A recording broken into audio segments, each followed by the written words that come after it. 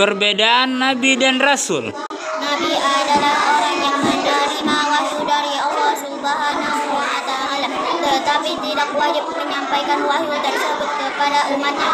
Rasul adalah orang yang menerima wahyu dari Allah dan wajib menyampaikan wahyu tersebut kepada umatnya.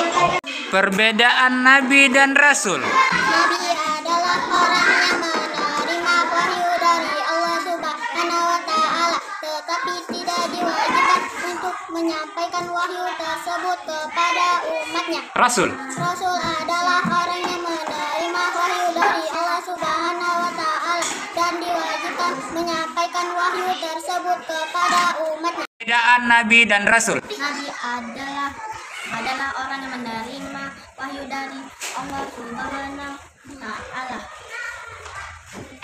tetapi tidak diwajibkan menyampaikan wahyu tersebut kepada umatnya.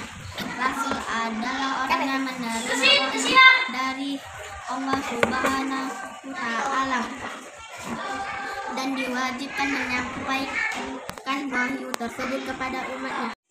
Perbedaan Nabi dan Rasul.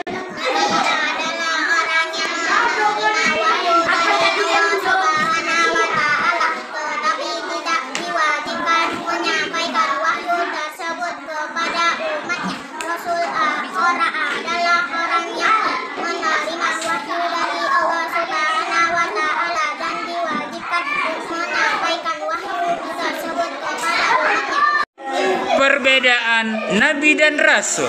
Nabi adalah orang yang menerima wahyu dari Allah Subhanahu wa Ta'ala, tetapi tidak diwajibkan menyampaikan wahyu tersebut kepada umatnya.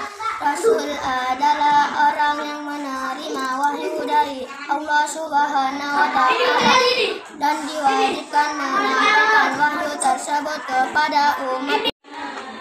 Perbedaan Nabi dan Rasul. Nabi adalah orang yang menerima wahyu dari Allah Subhanahu wa Ta'ala, tetapi tidak diwajibkan menyampaikan wahyu tersebut kepada umatnya.